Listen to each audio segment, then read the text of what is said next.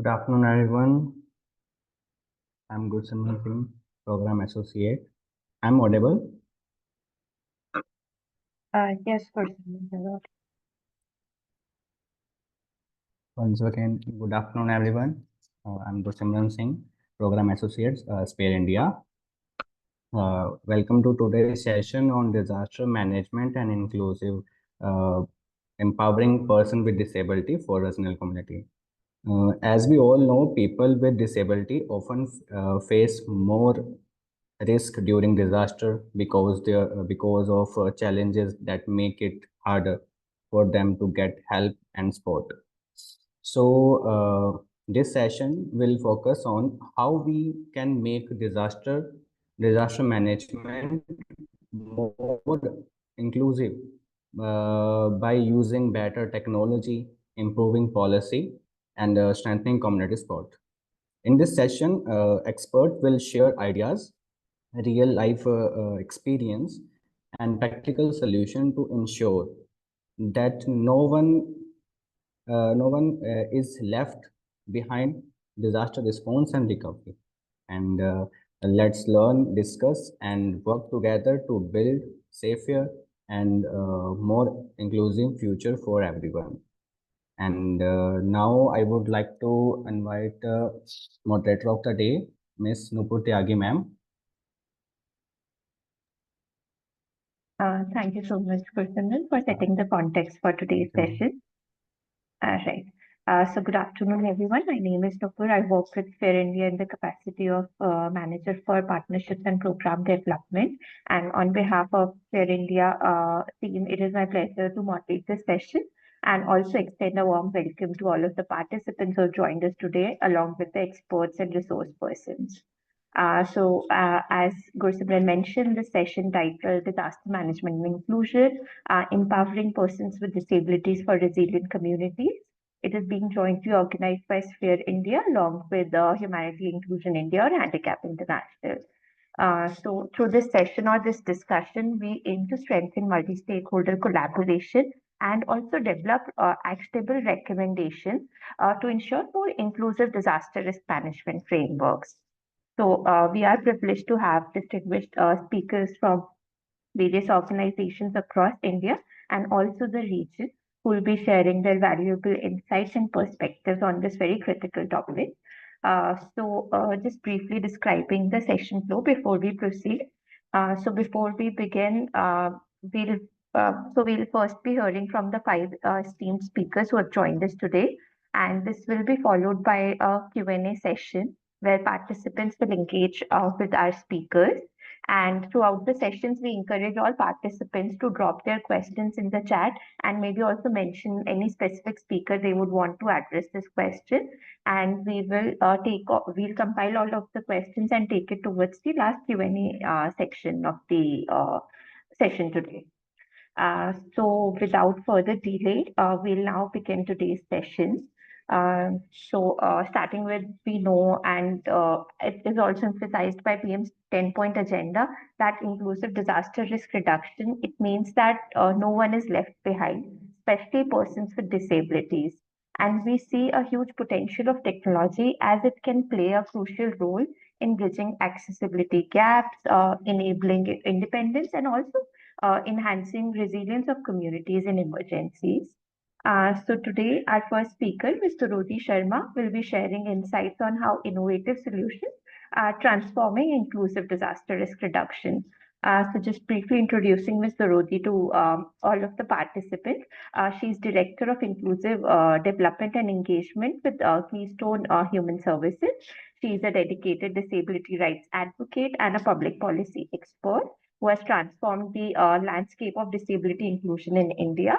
Having hailing from Assam, her passion for social justice was nurtured amid a background of political activism and civic discourse.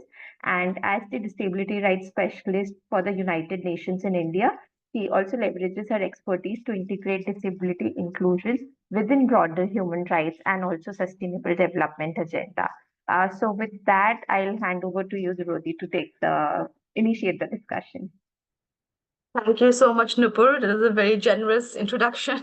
Thank you so much for your kind words. Hello, everyone. It's really heartening to see so many people joining in. It also shows how important the discussion, the topic today is. So as Nupur said, I'm Dorodi. I'm Director of Inclusive Development and Engagement at Keystone Human Services International. Keystone is a 50-year-old organization working on deinstitutionalization and community inclusion of persons with disabilities, particularly those with high support needs. So our work intersects a lot with humanitarian crisis and conflict because our focus is on community inclusion. And again, thank you very much for inviting me to this webinar today. And there's always a pressure when you are the first speaker, but I'll try and lay down some key points for consideration. I do not have any slides, but I'll share my notes with the organizers for if anybody's interested to have them later. I also apologize because I have to leave at the hour. I have another engagement that I couldn't get out of, and I'll leave my email ID in case you would like to send me questions later as well. So I will break down my intervention under four categories and four basic themes. So first, to understand what exactly is assistive technology. Second would be what is the role of assistive technology in the context of humanitarian settings. We'll look at some of the challenges and some recommendations. So the World Health Organization defines assistive technology as the application of organized knowledge and skills related to assistive products, including systems and services. So we're not just talking about products, we're also talking about systems and services. And it is an assistive product can be, an excellent product like devices, equipment like wheelchairs, spectacles, hearing aids, or softwares. And they are, the primary purpose is to maintain an individual's functioning and support them to lead a life of independence and also promote their well-being. Sometimes assistive products are also used to prevent impairments and secondary health conditions. And assistive technology is therefore a key enabler for people of all ages and all kinds of functional limitations: cognition, communication, self-care, hearing, vision, mobility, and it supports all areas of life. So it's a very wide range of products we're talking about here. And it's a very diverse field, and also has a diverse range of users. So, when we talk about assistive technology, you often look at persons with disabilities.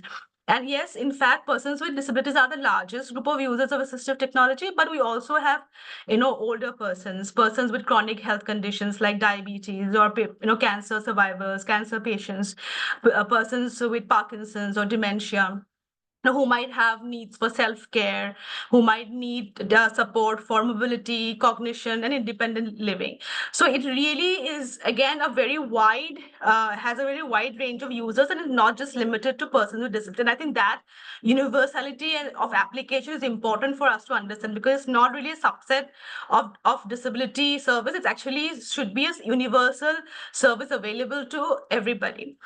If we look at without assistive technology, many persons, including older persons with reduced functional abilities because of health conditions, may not be able to access any of their other rights, such as health, education, employment, even leisure, sports, etc. So it's very important to understand that context in which assistive technology is positioned. So if you look at humanitarian settings, we all know the numbers that that are there. 16% right now. It said the 16. It used to be 15% earlier. 2022, the global report on health equity for persons with disabilities for WHO said 16% of the world's population has a disability. Estimates suggest that in areas which have been continuously affected by conflict, this figure can actually rise up to 30%. So you can imagine that in humanitarian settings, the prevalence of disability goes up, as would be expected. So, and a significant number of this would be children, women with disabilities, older persons. And therefore, it's important that if 30% of the population in any humanitarian context might be needing assistive technology, it's important to have that conversation whenever we have any discourse on humanitarian action and disaster risk reduction and response. So, access to assistive technologies and humanitarian emergencies actually can often be the difference between surviving and perishing. And the absence of these can actually create even more barriers to access services and magnify the risks. So if we look at the three components of any humanitarian scenario, so let's look at readiness, let's look at response, rebuilding, and reconstruction, we'll find a role of assistive technology across all three components. So in terms of readiness, there has been a lot of progress made, especially after the UN Convention on the Rights of Persons with Disabilities. Article 11 of the convention talks specifically about humanitarian, risks and emergencies, etc. And we also have the Interagency Standing Committee, the IASC guidelines on inclusion of persons with disabilities in humanitarian action. Because of these two movement developments, there has been a lot of progress. And in India, especially under the leadership of the current government, there has been significant progress as well, as Nupur has already highlighted some of it. And we have, under the National Disaster Management Authority, we have guidelines on disability inclusive disaster risk reduction. And I'm sure subsequent speakers will probably talk about that as well. And in these guidelines, there is a clear priority given to adoption of universal design principles, accessibility, and access to assistive technology. So the Indian guidelines talk about this. And in terms of readiness, we look at early warning systems or information and communication on preparedness. Then all of these will require assistive technology to be accessible to a large number of persons with disabilities, older persons, etc., etc. But that is not really the case when it comes to the ground reality. So a UN survey from 2023 on persons with disabilities and disaster found that 56% of the respondents did not have access to information in accessible formats in the communities and did not have access to those through assistive technology. So we can see how the lack of assistive technology can impede a person's own readiness and preparedness to be able to address or take steps in the event of a disaster or conflict or a natural calamity.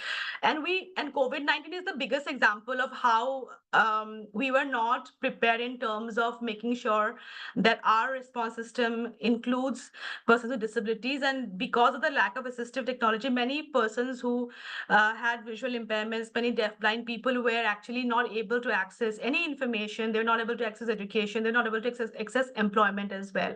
So these case studies are already there.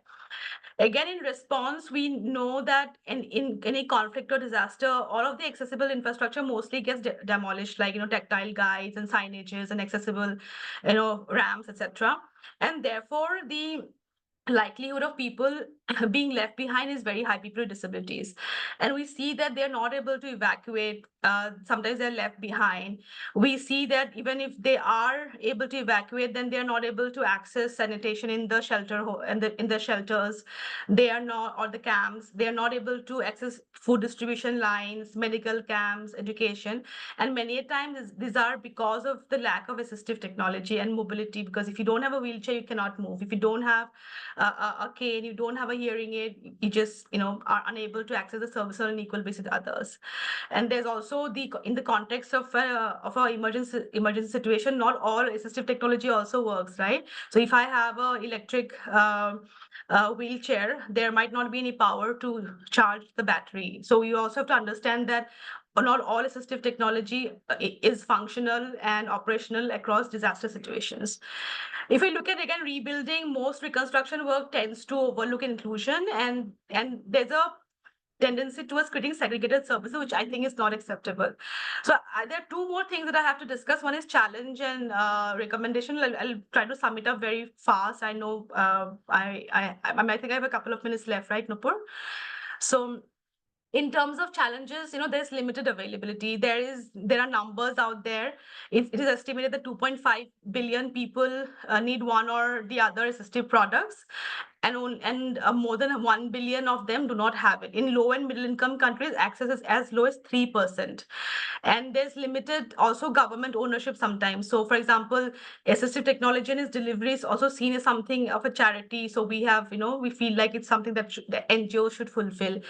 In India, that is changing. There's a lot of investment by the government in assistive technology and its delivery.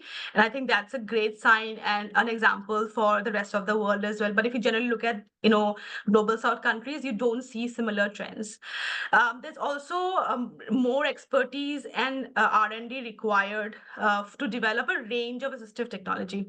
A lot of the focus is on mobility aids, but we don't see, a similar attention being given to aids for people who have cognitive needs, who have communication needs, who are deaf, blind, who have multiple disabilities. So the range of products should need to be increased, and we don't have the ability to mobilize stocks of assistive technology rapidly. I think that's a huge challenge. We do not have a stockpile that we can mobilize in case of an emergency tomorrow, and that's something that I think the government needs to pay a little bit of attention towards. So in terms of recommendation, I think recognizing the assistive technology as an essential good that needs to be stockpiled under humanitarian aid, I think that's would be a number one kind of recommendation. We have to invest in research and development of a range of assistive technology, both high tech and low tech. Like I said, that in case of humanitarian context, we often have to look at local indigenous solutions because these are the ones which provide the answers. The high tech ones might not even be feasible. And consult with users and organizations of persons with disabilities, because if you're not looking at what the use is, then most of the products that are designed never even make it from prototype to manufacturing, because there is no demand. So you have to understand what is the demand, what kind of technology is needed, rather than assuming that we know better. So I think that gap between users and developers and producers need to be bridged. And before I end, I want to say that the number of people who would be needing assistive technology is actually going to rise to 3.5 billion by 2050 because of aging, rising non-communicable diseases, etc. And if we do not prioritize access to quality, affordable, adaptable assistive technology, then we're looking at excluding a large section of population behind. Also, before I end, I want to highlight that assistive technology is not a panacea in and of itself. It exists in a larger ecosystem. Without accessible infrastructure interventions, assistive technology will not really have the desired impact. So we have to look at it from a larger perspective of accessibility, infrastructural changes, policy changes, and funding, and research and innovation. So I'll stop here, and thank you so much again for inviting me. And I look forward to listening to the next speakers. And I'll also leave my email ID in the chat for people to probably have in case they want to get in touch with me later. Thank you so much. And thank you so much, Dorothy. And thank you for highlighting the role of assistive technology, especially in humanitarian settings, and also highlighting the need for universal availability of these technologies. So maybe I'll request the participants, if you have any specific questions for Dorothy, you can leave them in the chat. And while we have with her, she can maybe take one or two over chat, or otherwise we will help you facilitate contact with her. So thank you, Dorothy. Moving on, we move to our next topic. So we have observed that disaster preparedness and response often overlooks the unique challenges faced by persons with disabilities and other marginalized communities. So our next speaker, Dr. Shruti Mohapatra, she'll be highlighting these critical issues and also discussing ways to build truly inclusive disaster response systems. So briefly introducing Dr. Shruti for all of the participants here. She is the founder and head of Swabhiman, a state disability information and resource center in Orissa. She's a tireless disability rights advocate, a scholar, author, and a social entrepreneur whose 3 decades long career has transformed lives. Foregoing a career in Indian civil services, she turned rejection into determination and became a powerful voice for inclusivity. She's a regular TEDx speaker, and she's envisioned and championed progressive disability laws, inclusive education, and accessibility. With that, Dr. Shruti, we you and we hand it to you to highlight the challenges in disaster preparedness and response for persons with disabilities. Thank you, Nupur. Good afternoon, everyone. My involvement with disaster preparedness began in the year 1999, and it was my first foray into a major activity where Orissa was devastated by a cyclone, which, in a very paradoxical manner, we named as a super cyclone because here was nothing super about a disastrous event. Now, and my association started with economic rehabilitation. I went there on the invitation of an international body, and they were thinking of livelihood opportunities.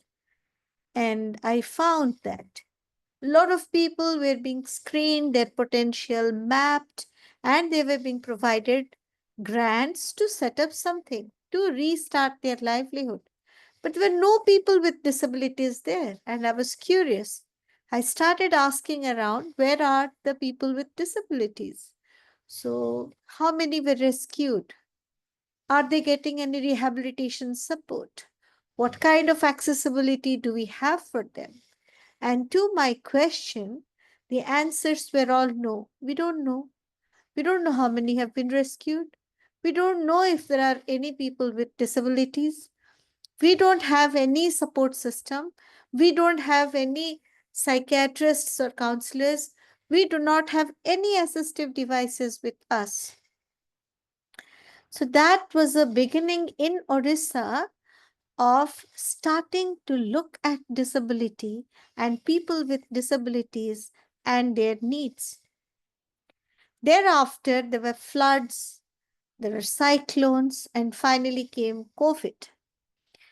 The one thing which I have observed is India is one of the best country with some of the best policies and some of the best laws. But unfortunately, even now, when it comes to implementation, we are far, far, far below a baseline. Now, what are the different phases of any natural calamity, any disaster that we need to prepare for? First is to have a plan in place. And that is where the exclusion of the disabled begins by not inviting to the room, to the table, to understand what are their issues. As a result, I remember in last rescue missions, lot of people with disabilities suffered secondary challenges while they were being evacuated and rescued. So that is a major challenge we face. You see, unlike gender, or when you say Dalits, when you say the tribals, when you say women, disability is not homogeneous. Disability is heterogeneous. So it's very important right from that planning table to understand how many disabilities are there, what is the specific functional challenge of each disability, and what kind of reasonable accommodation is needed. Only after that, we can streamline what are the assistive technologies needed, what are the assistive devices needed. So this is planning. We're a big zero when it comes to planning and taking in the disabled onto the planning board. Second comes preparing local teams. Now, this is happening quite frequently in India. If you move to coastal areas in India, which is recurrently flooded year after year, you will find villagers involved in the planning process. They are being trained how to go around, how to understand the early warnings, how they can form small groups, how they will start the process of evacuation. But unfortunately, in these teams, neither you will find a person with disability, nor you will find any specific training being given on how to evacuate, how not to add to their disabilities, how not to cause more any aggravation in their situation. Along with the person on wheelchair, his or her wheelchair needs to also be evacuated, rescued, and brought to the cyclone shelter or whatever disaster relief center that we have. So this is number 2. Number 3, we face a major problem in the relief centers, whether it's a cyclone center or a flood center. They are never accessible. When I say accessibility, I do not just mean a ramp or a handrail. What I mean is, do we have access to privacy while using the toilet? Is there any specific corner, a safe place for a paraplegic woman on a wheelchair to evacuate her bladder using a catheter? Do we have a space for a pregnant woman with severe disability to pee or to change her clothes without public viewing her? Do we have information in accessible format as to how many accessible shelters are there? So this is the third point at which we are being excluded. During the relief, there is another major problem is distribution of the relief kits. Despite writing several letters to Red Cross, to the state government of Orissa, I have not yet seen a list where it is clearly listed that among the things that are to be given in a kit or given to a cyclone shelter are wheelchairs, wheelchair repairing kits, batteries for the hearing aid, support for the visually impaired. These are things which we are, for example, diapers, catheters. Do we have any of it? So these are very important things that we now need to think and address. Say relief is over. Then we come to rescue and relief are over. Then we come to rehabilitation. Assessing their needs, identifying their potential, taking them back to earn a livelihood. These are also major challenges we will face, because generally, who does this? This is being done by the BDOs or people lower in rank than the BDO. And none of this, you will find some sensitization at the level of the secretaries. But we go down to this level, to the village sarpanch, to the village workers, to uh, uh, the rescue shelter workers. At this level, there is absolutely no training. They just don't know. I mean, they would rather leave a person with disability behind than bring them up, because they don't know how to handle them. They don't know what kind of rehabilitation is needed. They don't know what kind of support they require. And forget about the orthopedically impaired. They are able to share some of their concern. What about the speech and hearing impaired? We don't even think in terms of having, if not an individual sign language interpreter, but having a phone with video calls, so that there are a couple of people who are empaneled, and these sign language interpreters through the smartphones can communicate with the speech and hearing impaired. What about the visually impaired? Have we ever thought about providing them books in braille, in audio formats? These things are completely lacking in the field that we have observed in the past few years. And finally, when it comes to reconstruction, so we after COVID, we had a big slogan, a time to build better.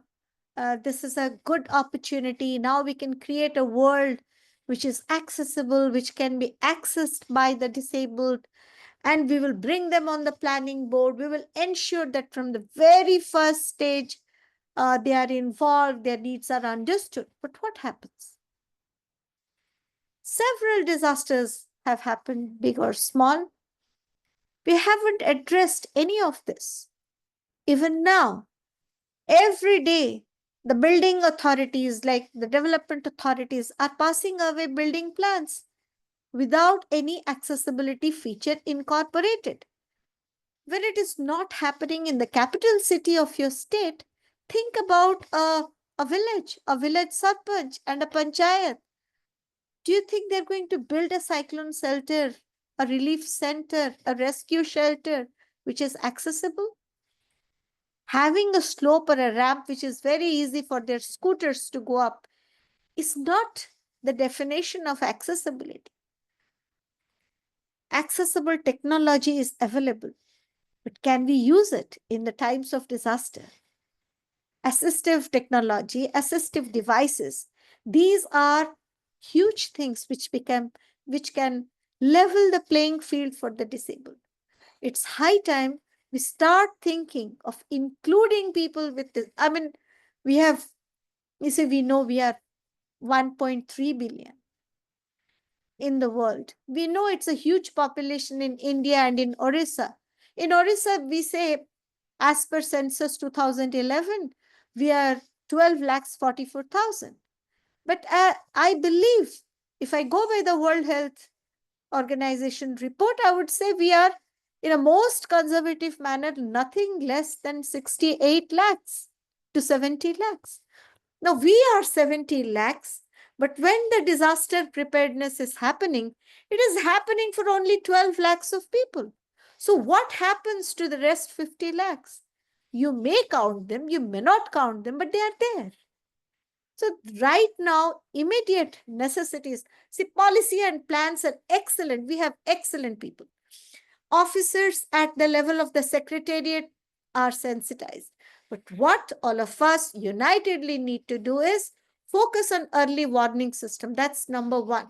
How in the most accessible formats, people with disabilities can be informed of a disaster which is just approaching. That's number one that we need to do. Number two, when we are allocating budget for disaster relief, what is very, very important is we understand the right number. You see, now a lot of places in Odisha, at least I know, we have a lot of planning at the grassroots level where they know the exact number of people in that village and how they are going to evacuate. So if this is possible, creating a database of the number who are disabled is not difficult at all. But what we need to do is, I don't know how, because I'm clueless. We have to get this done, understand. We have to map people. We have to find out what are their disabilities and what is the kind of accommodation after a disaster that we can provide to that particular uh, village or that particular tehsil or that particular district. So this is my submission. If anything more is needed, I'm ready to respond. Thank you so much. Thank you so much, Dr. Shruti, for highlighting the critical challenges faced by persons with disabilities across different stages of disaster management, be it preparedness or response, from their inclusion at planning stage itself to inaccessible shelters and inadequate relief provisions. You've highlighted the gaps in rehabilitation as well. And your insights, they definitely emphasize the urgent need for inclusive strategies, and also we need to ensure meaningful participation from persons with disabilities and organizations of persons with disabilities in all of these processes. So thank you, Dr. Shruti, for highlighting these challenges. Moving on to the next speaker, we know that effective disaster management, it does require strong policies and governance frameworks, as was also kind of brought forward by Dr. Shruti sharing. And we need to ensure that all of these frameworks ensure inclusion at every stage, from planning and preparedness to response and recovery. So our next speaker, Mr. Kumar Shivendra, will now be sharing about how we can strengthen policies and governance to create a truly inclusive disaster management system. Mr. Shivendra, he's currently working as a regional DRR and CCS specialist, South Asia program with Handicap International. With 15 years of experience, he is well versed in the field of mainstreaming disability in development, emergency response, and humanitarian action. He has worked in low and middle income countries for the last 9 years as an international expert, and now he'll be focusing his sharing on strengthening policy and governance for inclusive disaster management. With that, I hand it to you, Mr. Shivendra.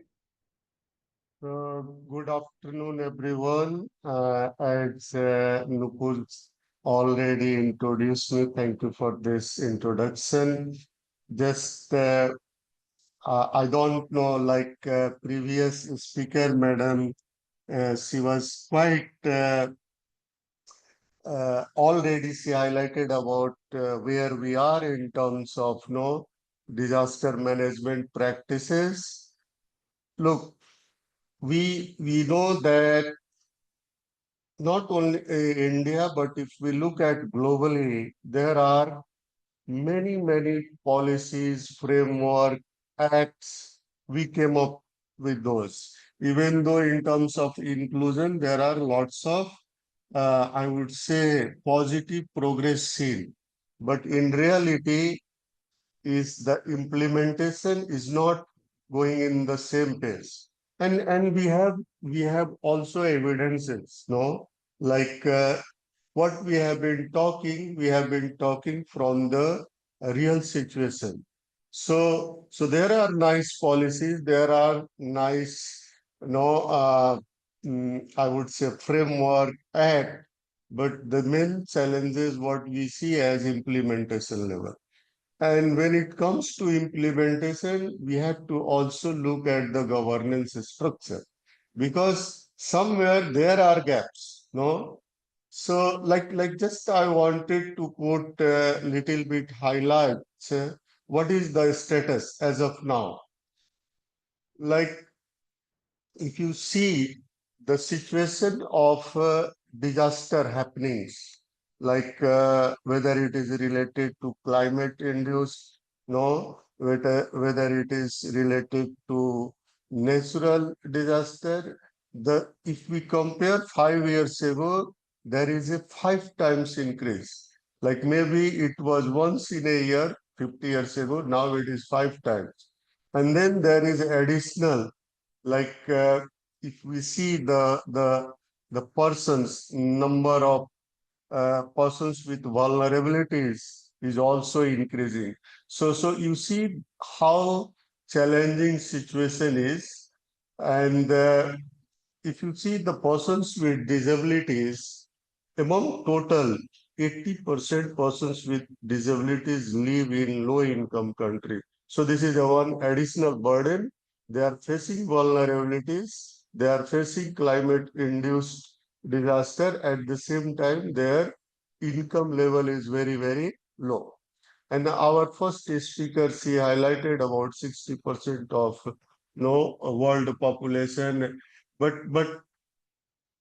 this information, we always have a very conflicting situation in, like whether we look at 2%, whether we look at 2.3%, whether the situation is not, we are talking about the percentage, we are talking about the persons with vulnerabilities, persons with disabilities. No, so if there is any limitations to access the services, access to participation, so those we have to consider. And despite looking at whether they have got disability certificate or not. And again, this is related to the governance. No, recently, like we claim that there is a very good progress, and I don't want to be pessimist. I want to be optimist. No, and because we all have to be, it also motivates us. But there was in 2020 there was global survey conducted by UNDRR, and the situation is not encouraging, right? And I'm sure that everyone has gone through this report, but there are some parameters, even though it is becoming worse than 10 years ago.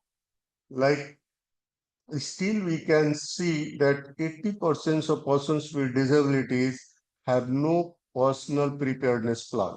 So they don't know what to do when there is any disaster. 56% of persons with disabilities are not aware how to access the information, and the information is not in accessible form, despite there are many acts, framework, guidelines is talking that it should be accessible. So the situation is not very encouraging in terms of practices. but at the same time, we have also like good progress. Of course, like compared to Shruti madam, I have less experience, but I can say that if we talk about inclusion, there is a high level of awareness among the service provider, policy makers, different stakeholders, and these are quite evident when you are going at different platform. And the result which we see, like when there was a World Humanitarian Summit, no, uh, like before that there was a very less awareness, and it was in, if I am not wrong, it was 2016. There was a very less level of orientation about inclusion of persons with disabilities in humanitarian situation. When this IS guideline came, like currently most of the stakeholders are uh, have have a choice to go for inclusion practices. Where is the gap? Why this is not happening? And if we look at this, like of course we will come to the gaps, but I don't want to divert myself from from this main topic, governance and policy. So in terms of inclusion approaches, there are two main guiding principle. One is like identifying and removing barriers, which is very often encountered by persons with disabilities in natural disaster situation, in humanitarian situation. And of course, there is how to tackle this applying twin track approach. So, like this is also very common practices within Handicap International, like one targeted actions like empower persons with disabilities or other at-risk groups to face climate and disaster risk, that is for sure. But then at the same time, we all know that inclusion is not the responsibility of disability focused organization. And that is the big gap when I see when it comes to governance, because when people think about persons with disability, two, three departments are dedicated. One is like disability focused organizations, OPDs, and social welfare ministries. But in reality, inclusion is the responsibility of everyone. Then we can see how it is going on. So that's why mainstreaming is very important in terms of policies, services, institutions, projects, until and unless if the approaches are not inclusive among all the departments, sectors, is going to be again restricted to 2%, 5%, and 3%. And we can keep talking about 60%, 20%, and 35%. So these are the main gaps, that inclusion is only talk about disability focused organization, OPDs, and social welfare department. But the reality is it should be for all. Like as all like previous speakers, Dr. Shruti Mem was talking about the policy. We have very nice policies and framework. And just I want to highlight, like if we look at uh, like policy at global level, there is Sendai framework for disaster risk reduction. Then we have also like explicitly talking about disability inclusion, uh, 2030 agenda for sustainable development goals, and of course CRPD. So these are the guiding principle. And in India, like we have uh, RPWD Act, and it talks about persons with disability in DRR process. Article 6, especially talking about persons with disability have equal protection and safety in situation of disaster is in terms of humanitarian emergency and natural disaster. If we go like decade before RPWD, that time of period, there was like national policy for persons with disability. There was also uh, like highlights on employment of persons with disabilities, like recovery and rehabilitations. Then we have numerous of no framework and acts like Mental Health Care Act 2017. Even CRPD is one of the no guiding documents, and it had been followed globally to review the country level no Act and frameworks. So there is Article 11, Article 9, Article 31. So it's not time to really look at those articles, but the important thing is that these are the framework and guidelines talking about collecting disaggregated data, participation of persons with disability and accessibility. And these are the core uh, like I would say, requirement when there is an emergency situation, when there is an humanitarian situation. So moving forward, I would say when we look at the NDMA policy, like it is explicitly mentioned about inclusion of persons with disability in National Disaster Management Plan, and it emphasizes that persons with vulnerabilities, including persons with disabilities, should contribute. No, so and if we look at the different practices, and we will talk about the like governance structure in brief. So I think still the gap what we see, like we have a National Disaster Management Authority, a State Disaster Management Authority, district level, and like the level of participation of persons with disabilities is still very, very less. And that was also highlighted by our previous speakers.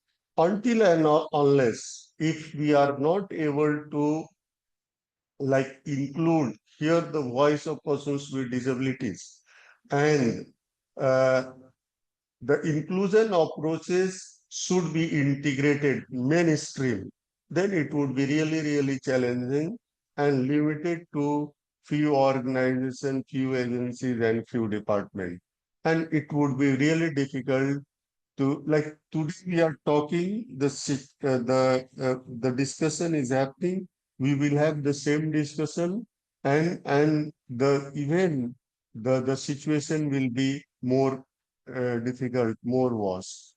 Therefore if we look at the governance structure, if we look at the policy level, of course, we see there is a structure, but this governance structure need to be strengthened in terms of building their capacity, because that is one of the area.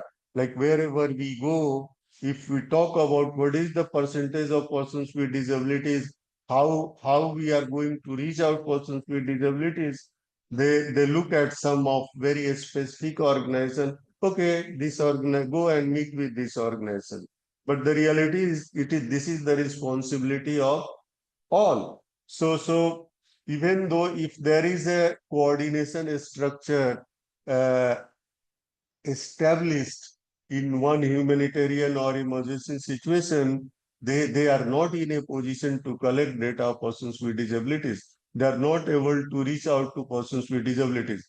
So how we are going to get the solution? The solution is there.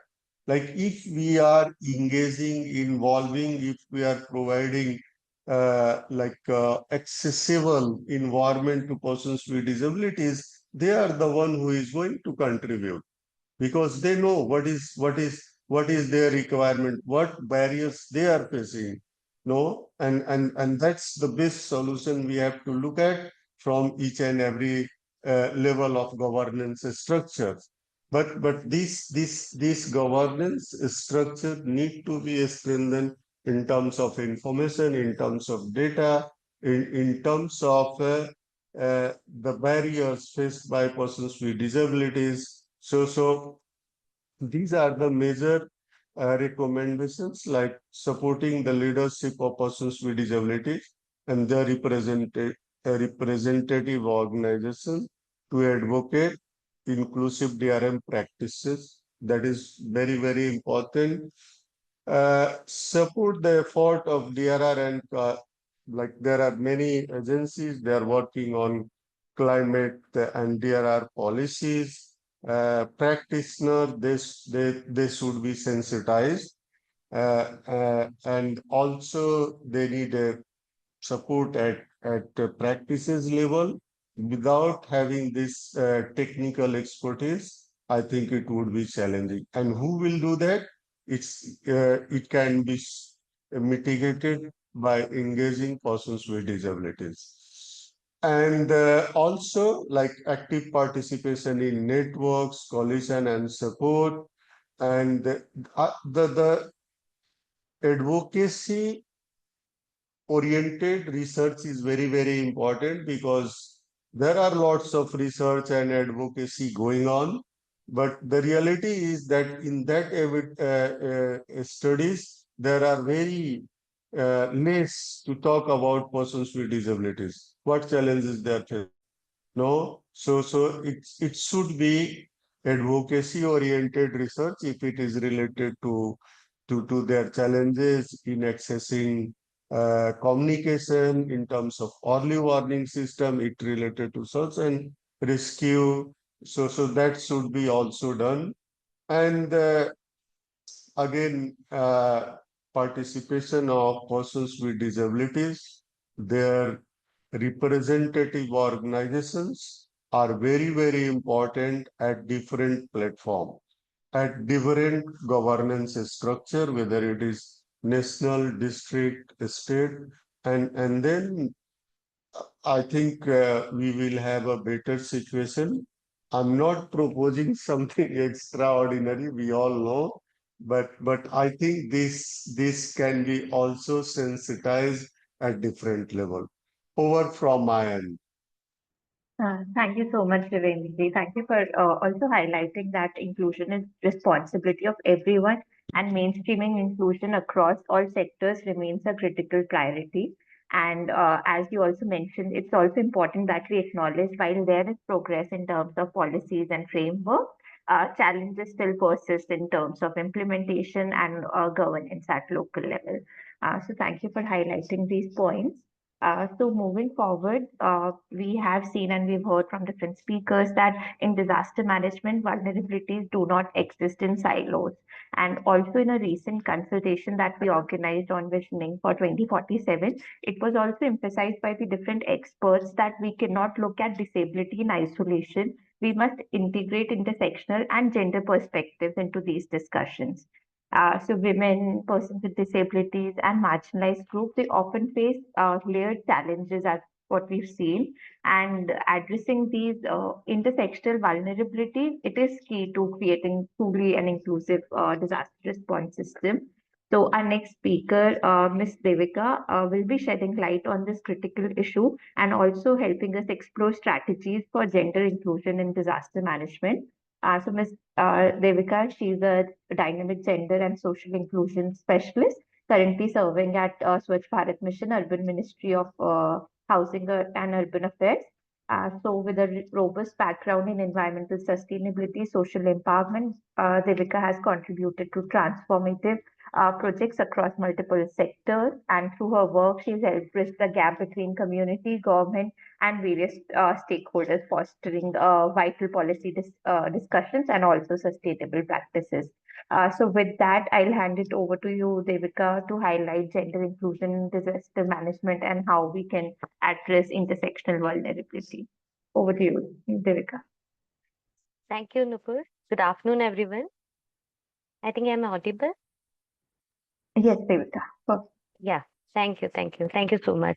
So I think like most of the speakers had just covered about the challenges mainly that we are facing related to this entire framework, and also like the major solutions at both community and policy levels. So I just need to like point out few challenges which they had also pointed out because which is like kind of very important for me also to highlight the same kind of challenges because that is even existing in the gender and like vulnerable communities also. Because whenever we are addressing the vulnerable community, so mostly it depends upon the perspective of the people and also depends upon the context or the area or what kind of disaster which is taking place or in which specific area it is taking place and to which specific community it is like taking place. So but the so-called vulnerable community whenever we are addressing, which mainly includes women, child, the old age group, then the trans community, that is the queer community, which we are very least discussion platforms are there only to address their issues. And at the same time, we have the tribal community. So, like, all these are the vulnerable communities. But as ma'am rightly pointed out, all these are like heterogeneous in nature because we cannot give a kind of like a general solution or a general challenge like these are the major challenges transgender community is facing. So, because the nature, the way they are facing it, both physically and psychologically, everything is different according to the perspective or according to the nature of each vulnerable community. But generally, we can point out is that mainly one is related to the communication barriers. That is, which depends upon the literacy level of the people, the local language, whether we are providing it, or whether, like, especially for the differently able people, whether it is through audios we are providing it. Like, because all this depends upon the accessibility which matters to them during a kind of a disaster, and also this really acts as a barrier for them because this acts as a barrier to exclude them from the major population that we have. And secondly, it is mainly related to the mobility or the evacuation challenge that we have. This is especially related to the differently abled people and also to the gender aspect, like gender, especially the transgender or the queer community. Because whenever we are addressing the queer community, because I think I would like to say a few lines on that also. Because queer community, already we are facing a kind of like all sort of discrimination, even from the policy exclusions we have, but like very positively on recent times, like recent years, we can say that queer or transgender related very positive policies we had in our country and for the upliftment of them and also like to safeguard their economic and social issues also. But at the same time, they already face several issues like related to the like accessibility and also related to their income, like livelihood aspects and everything from their own house, their own home. So basically, like most of the people, we can say that they don't have an income and their livelihood is not ensured. And actually, at the same time, they have this kind of a stigma which is attached to them in our society. So this is mainly, we can say that like a double burden when it comes to the trans community. So we always explain this with the problems of women, but at the same time, when it is a transgender, it can be like a double or a triple burden which they are facing in the community. So which is something which we need to address. And at the same time, the third point which I need to highlight is which actually connects with all this vulnerable community. That is the assistive support which we need to give. Because whoever is taking care of this people, that is training for the trainers that we can say. Because they should get a kind of like appropriate, I can use the word appropriate training, because they need to understand about the physical and also the psychological needs of each category of the people whom they are dealing with during this kind of a panic situation, especially. So these are like few challenges that we have, and also the previous speaker also mentioned about the element of privacy. Whenever we are considering like this evacuation methods, and also we need to ensure that friendly shelters are provided to this vulnerable communities. then only the psychological and the physical needs will be met.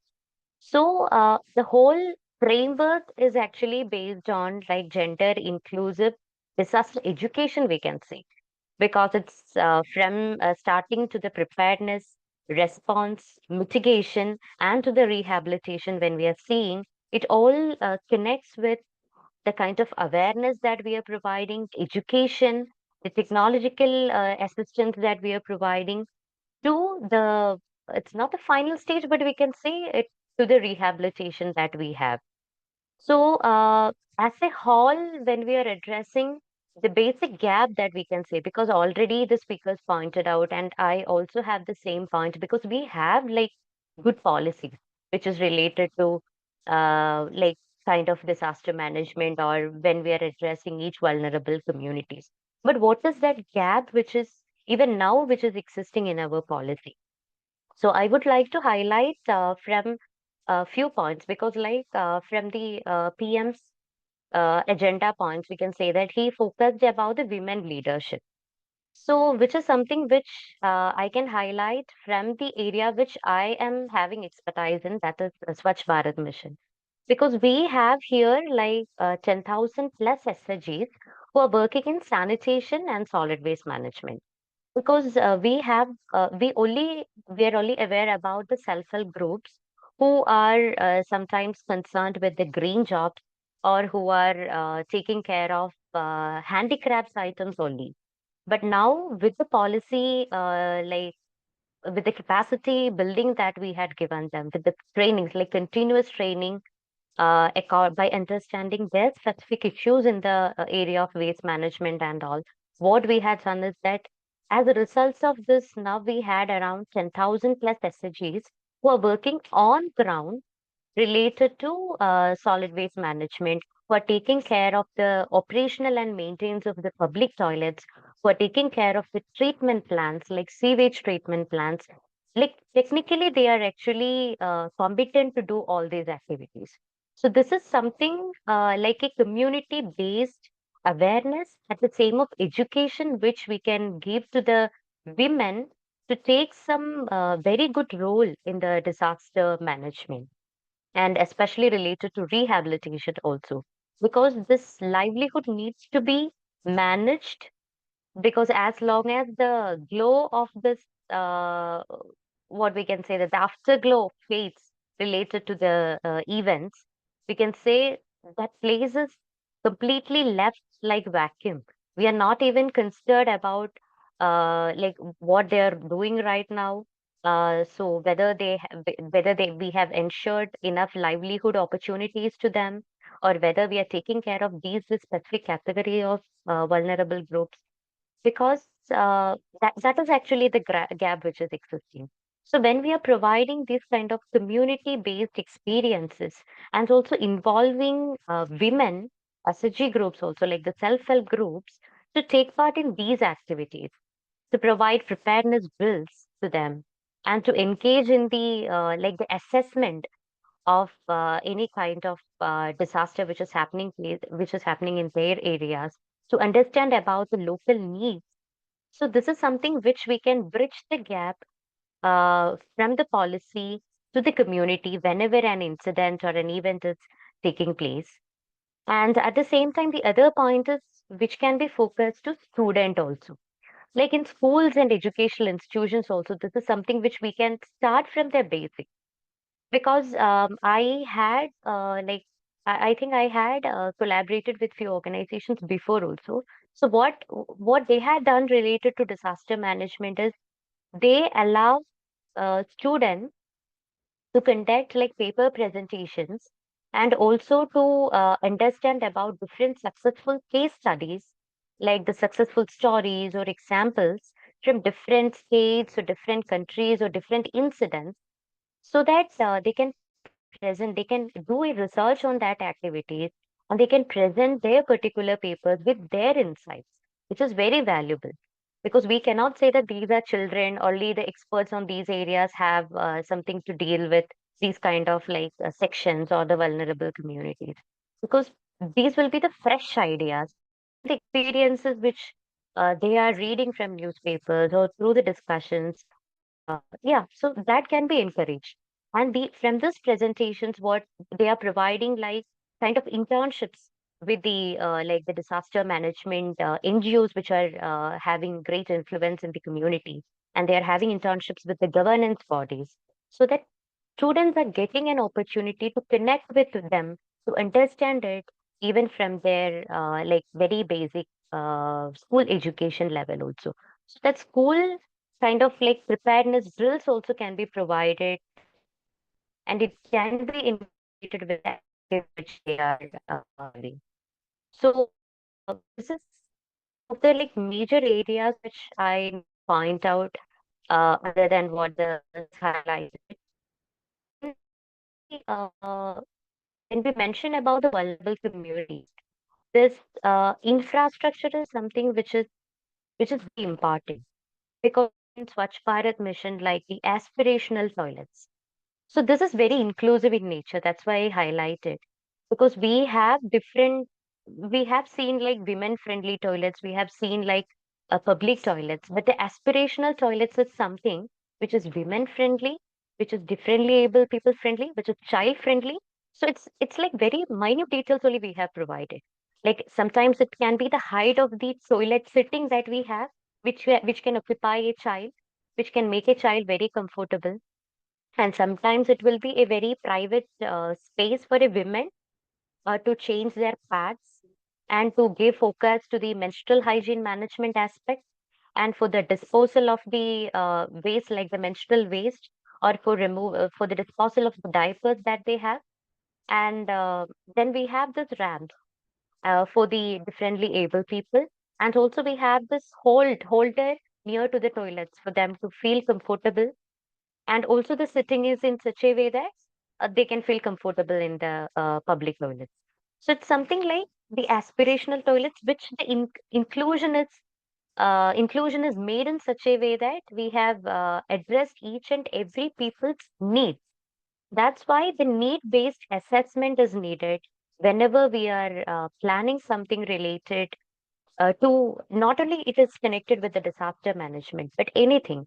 Because if, especially in a place where, so if we take the example of the Wayanad landslide and all, so if it is not according to need based, if we are providing facilities to the people, the other issue is that one is that we cannot address their proper very basic needs.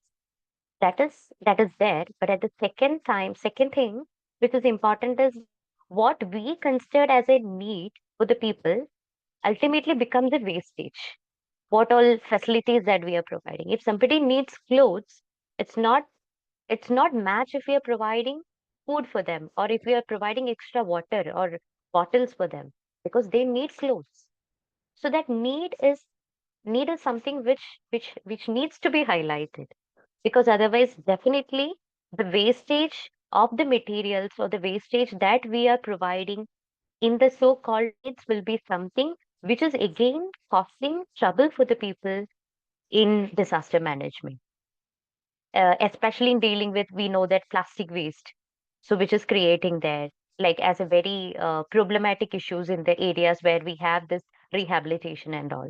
So that's why the need based surveys is needed, and after each incident or after each like disaster, when we are making a case study, so it will be specific to specific areas, and also the results will be different. That's why successful models need to be like kind of disseminated within the community, and also to the people who are engaged in these kind of frameworks, because then only we can understand what are the successful model which is adopted there, and how we can include a queer community, or how we can include like a women, or how we can include a person who is differently able.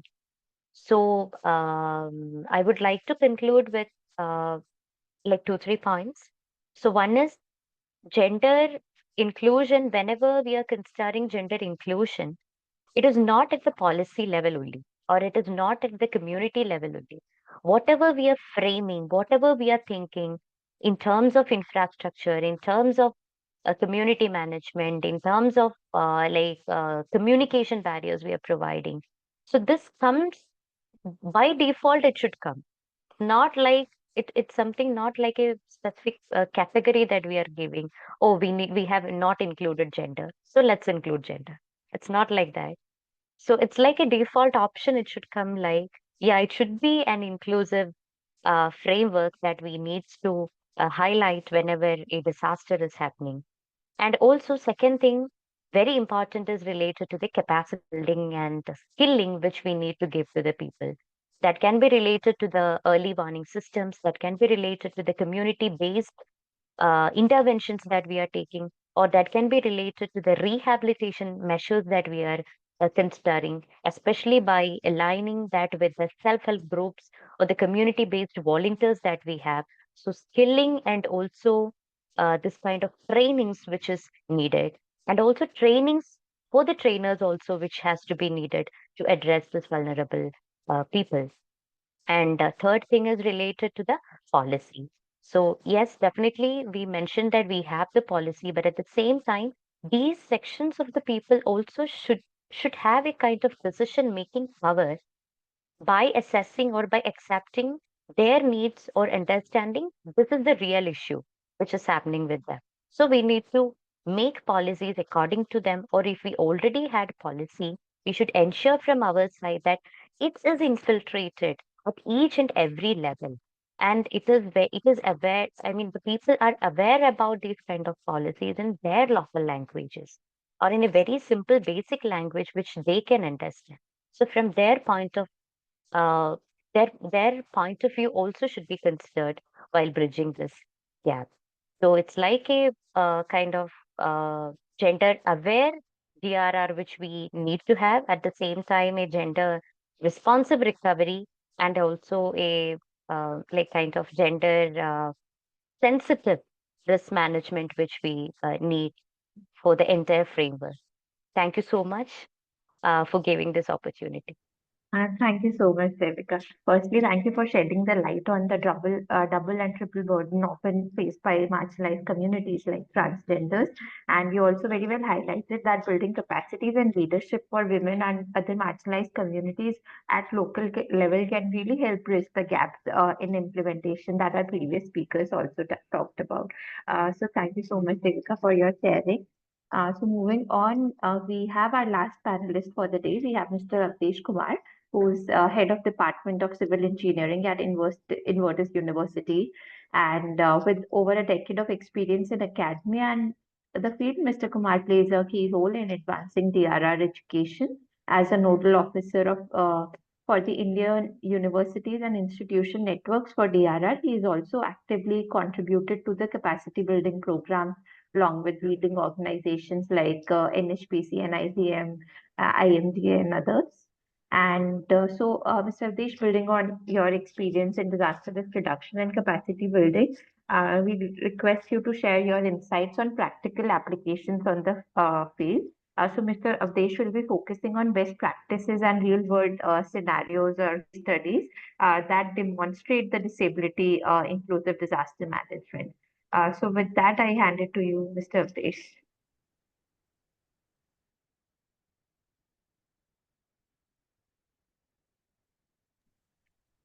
You're not audible.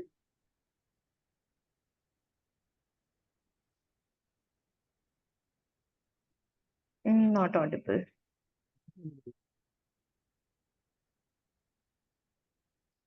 Still not audible, no?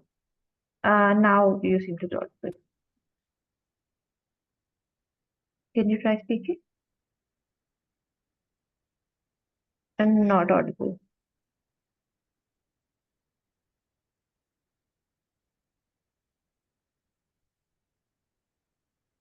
Deliver my talk without earphones. Uh,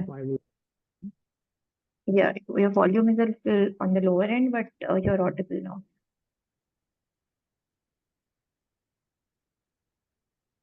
Hello. Yes, Mr. Avdesh, please. Okay.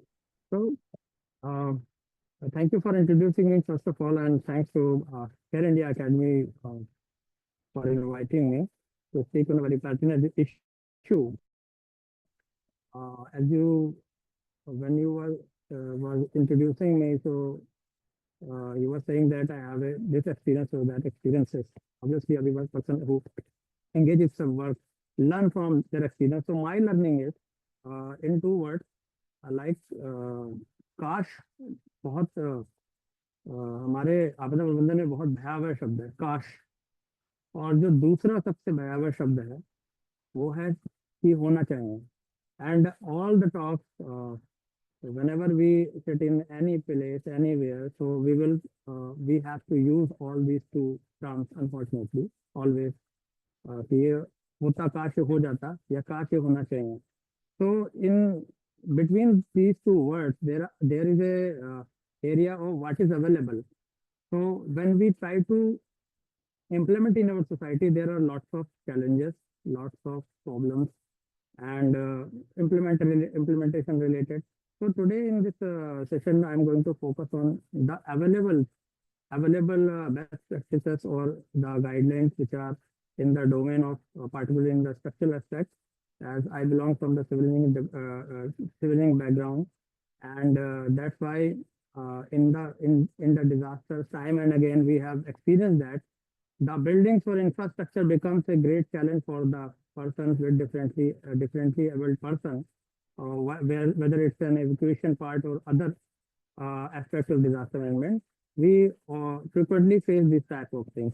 And as far as the best practices are concerned, many countries during many occasions they have implemented by learning from the disasters. And in PM 10-point agenda as well, there is a point which says to learn from the disaster should not be waste. A chance of learn from the disaster it should not be waste. But after learning, its implementation is also important. So I'm sharing one presentation. Please let me know if it is visible.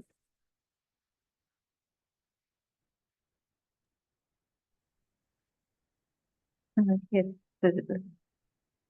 I'm taking it on the presentation now. So it is about the very available technologies, available guidelines, and available techniques and some success stories. So disability inclusive DR and in education sector. I also belong from the education sector, so I have seen many times कि disaster तो होना जरूरी नहीं है, कोई भी situation disaster बन जाती है. अगर हमारे खुद के पैर में चोट लग जाती तो वही इंफ्रास्ट्रक्चर जो हम रोज यूज कर रहे हैं वो हमारे लिए एक बहुत बड़ा प्रॉब्लम बन जाता है. तो obviously during the disaster there is a situation. I will be bilingual in my deliberation, so I will change the more time and as per the requirement. So during the disaster, these infrastructure become a challenge for the people who are suffering from different type of disability.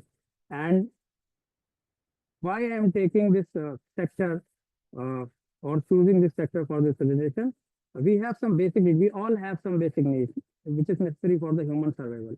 These are the roti, kapla, and makan, like bread, cloth, and we need the shelter. So this should be safe and this should be available to every person, and every person has the right to have it.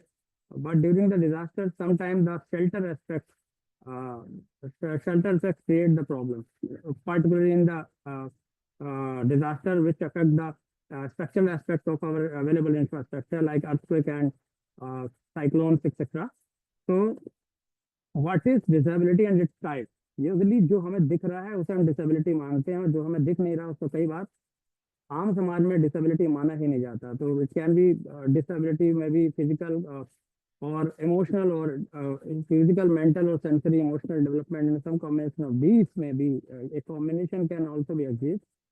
So if we see the disability, it may be by birth, or some person who was good in at their work, but they may also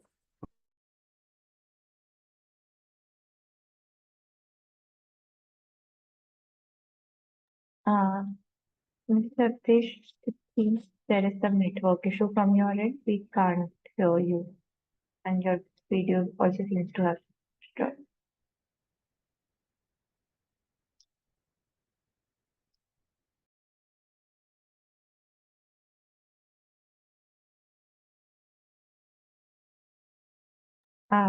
Gursimran, can you try reaching out to him and see if there's any issue? Yes, ma'am.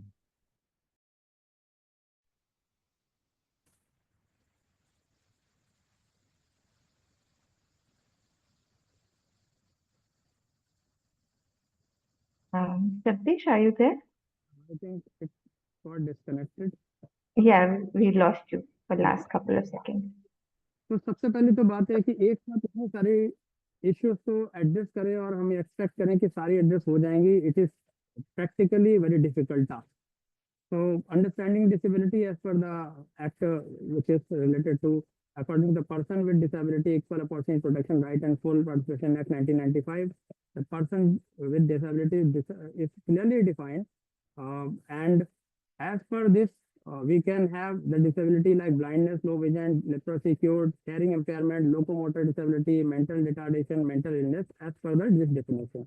So we have to keep in mind that we have to cover all the aspects while going for any kind of effort we are going through. Otherwise, something is going to be missed by us.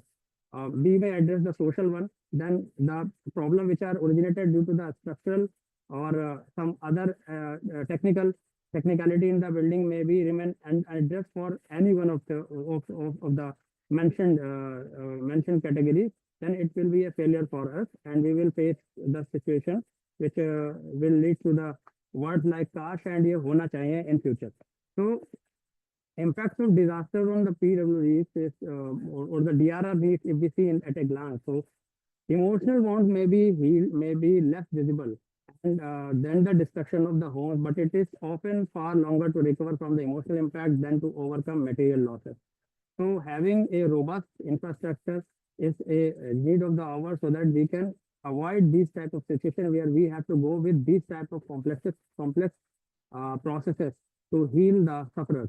And if we go to have a bird's eye view, like the mortality rate of the people with disability and is 2 times higher than the general population disasters. It was a study from the Japan.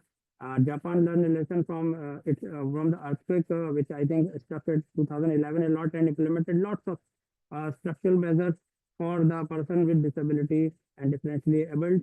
So that is also a case. And if we see the international sensitization about DRR and disability and global DRR sensitization, to Sendai framework for disaster risk reduction itself cover it, and sustainable development goals also promote leave no one behind. But despite of all these things, we have this data, and it is presented by UNDRR.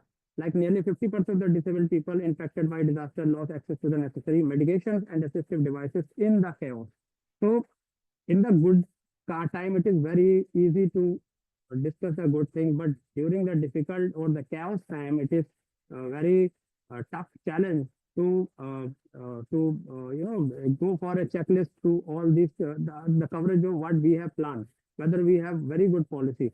So here we can see in 2011, it was the last census, official census of India. It is around 26.68 crore people who lived with disability and constitute around 2.21% of nation's population, which is very great. 2.21 is a country which is most populous country in the world, so it is not a less number.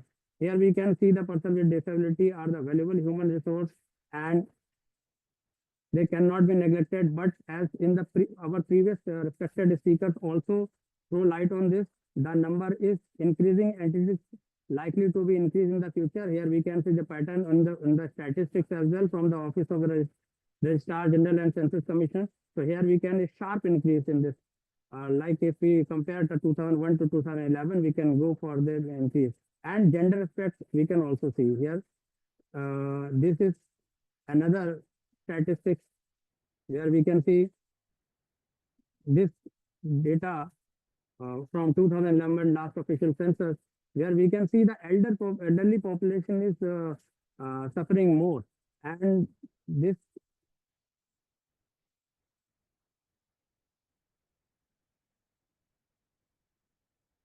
here just a second, I think someone is calling.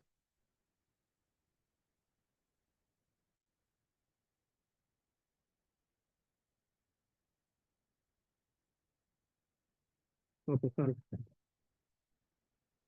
तो इन सबको देखते हुए India में जो कानून बने हैं वो सभी इसमें एक बड़ा इंपॉर्टेंट रोल प्ले करते हैं कि कवर करें। अब डीआरआर के साथ इसको इंटीग्रेट कैसे करें, तो यहाँ पर UN convention of rights to person with disability UNCRPD के अलाइनमेंट में भी ये एक्ट हमारा जो rights of person with disability RPWD act 2016 आया इसके बाद में 1995 के बाद में भी, जिसका इंडिया सिग्नेचरी था international, and that's why this act is the representation of this international signature of India.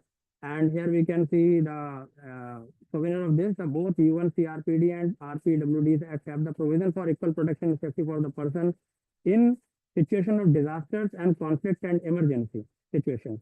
So जहाँ पर एजुकेशन सेक्टर की हम बात कर रहे थे, because the sector the aspect is very broad, so narrowing dot and coming back to the education sector. So MHRD issued this guidelines in 2018, where there are the clear guidelines about having such provision in the education institute to provide the infrastructure to the people who need it, like right, uh, supporting them by having this infrastructure. And PWD's National Disaster Management Framework are also covered in DM Act 2005. NDA issued National Disaster Management Guidelines on Disability Inclusive Disaster Risk Reduction in September 2019, and the aim was the same as discussed in the previous slide, that implement disability inclusion DRR activities in India. So you can see this the front page of this on the screen, and what AICT mandated here. So in order to develop the awareness in the education institute, the higher education system also have to provide the necessary guidelines and counseling to differently abled persons. It is expected that the institute must have these types of admission, facilitated admission of differently abled persons in various courses, and provide guidelines and counseling of differently abled individuals, and create awareness about the needs of differently abled person and other general issues concerning their learning, and assist differently abled graduates to gain successful employment in the public as well as the private sector. So these should be the aim of our education system as per the IICT, and as per the CPWD guidelines, where we can see some best practices, which should be the minimum access provisions required in various types of buildings.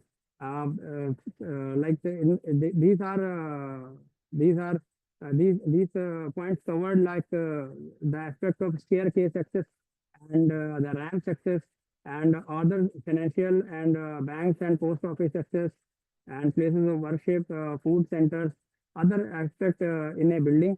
So these are the CPWD provision which are available in India, but we can see that we should learn from the disaster, but we can see a clear absence of all these, the implementation of these provisions. That's why, again, I have to use the word like should. It should be implemented, and providing the access to differently abled person as per AICT goes for the facilities like ramps, rail, and spatial toilets, and make other necessary changes to suit the special needs of differently abled persons. The construction plan should clearly address the accessibility issues pertaining to disability. Guidelines for accessibility laid out by the Office of the Chief Commissioner of Disability. As per it should be in the tone of that. But हम ये देखते हैं कि कई बार इनको हम लागू ही नहीं करते, और होते हैं तो इनका मेंटेनेंस कभी भी नहीं होता है, कि एक बार बना दिया उसके बाद मेंटेनेंस नहीं होता है. That's why it further create problem, because we don't know the date and time where the disaster is going to affect any region. Like the event like earthquake, or event like some event which are highly uncertain to predict. In this situation, we can clearly see the absence and the consequences on the differently abled person. That is the reason why the data of the people is almost doubled than the normal people, which we were witnessing in the previous slide. So construction and making environment disability friendly is also the part of some international guidelines here. So this is the guideline for the India CPWD. Again, guideline for space standard and barrier-free built environment for disabled and elderly person. Here they have in detail discussed the design element outside the building, residential buildings and auditorium, parks, restaurant, railway station, and model building bylaws. This must be the part of any building or any structure which we are planning for the public utility or public uses. So in Japan as well, this type of guidelines, similar guidelines are available. And as per the PWD Act, the most vulnerable group, PWD Act 1994 of India, people with disability with highly diverse group, and thus each disability has its unique characteristics and disability specific needs. So this is the definition, but we have to remember that sometimes disabilities are invisible, so they are not visible to us, and this is the main challenge: how to address all these things. As the gender inclusion or gender aspect, if we cover here, so woman has a real value and status in our society.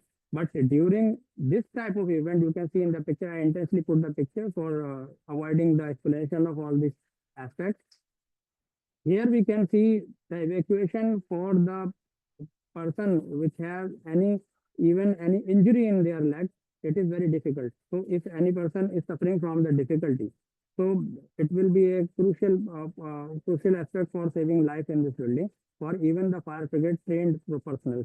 And when we talk about the women, and they have the needs like maybe the condition of the pregnancy, delivery, menstruation process, and this make them vulnerable, and it create a square like thing in mathematics to them. So this become a very highly challenge, a high challenge in providing assistance in this situation. And in this way, we have to go for the implementation of the guidelines which are suggested by the NDMA, and the provisions which are incorporated. Structure, particularly, I am stressing on the structural provision. Why? Because non-structural provisions attract the camera highlight usually, and they got very good pictures, very good photographs. But the structural measures are not going to visible to you. But during the disaster, the only building robustness is the only point which is going to stand between the death and life. That's why we have to focus on this structural aspect a lot. Though it is not, you cannot click the photographs of any foundation, you cannot click the photograph of any reinforcement which you are providing in the building, but it is going to save a lot like anything else. And at the end of this deliberation, we have to take the inspiration from the leaders like Dr. APJ Abdul Kalam, our former Beloved president and great scientist. तो ज्यादातर लोग doctor कलाम साहब का नाम जानते हैं कि he was a missile man, हमारे भारत के राष्ट्रपति भी थे। लेकिन इन्होंने जब एज ए चीफ डीआरडीओ में जब इन्होंने विजिट किया था एक ऐसे सिचुएशन, तो इन्होंने प्रॉब्लम को देखा कि जो कैलिपर्स होते हैं वो काफी भारी होते हैं, और इसलिए उन्होंने एक ऐसे मटेरियल का इस्तेमाल किया जिसको हम पॉलीप्रोपिलीन बोलते थे, which is light weight calipers which was made up of the glass filled polypropylene material. It was which was weighted just 300 grams, while in those days the polio patient used to wear caliper that weighted around 4 kg. So this is how the engineering principle can be highly helpful in providing the solution to the forefront issues of the people which the differently able people facing in their daily life. And imagine the situation when there is a disaster. So these type of solution can be helpful a lot, and the cost is also a factor, and it's a very cheap cost, which was around 500 rupees in comparison to the 3,500 4,000, which was a very good solution as a economic point of view.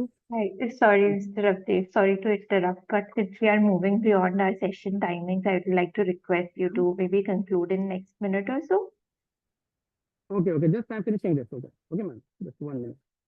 So no more conventional thinking in reason. We have the Divyang leadership here in place. You can see this castle, and here is Donga Sangha in our Indian history example, who very well implemented and prove that there is no need to put the death in front of the ability. So here we can some sort of more success story here.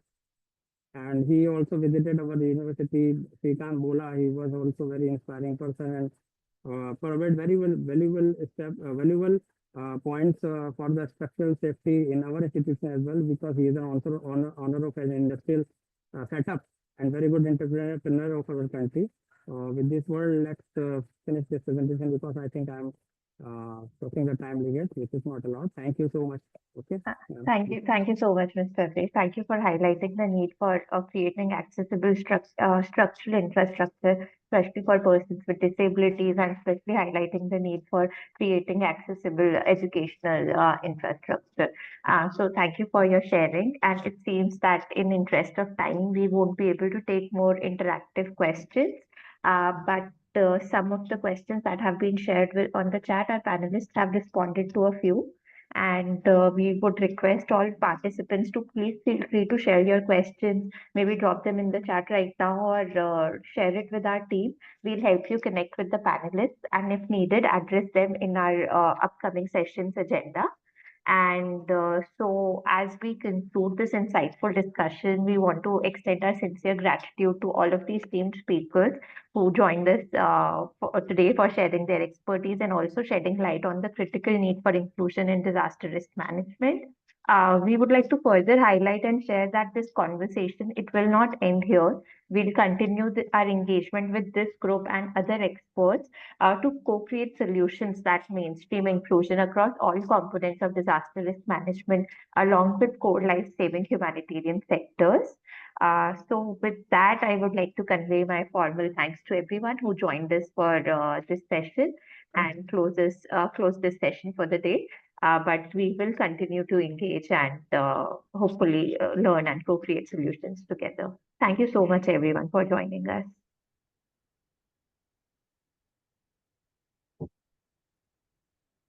Thank you. Thank you so much. Thank you.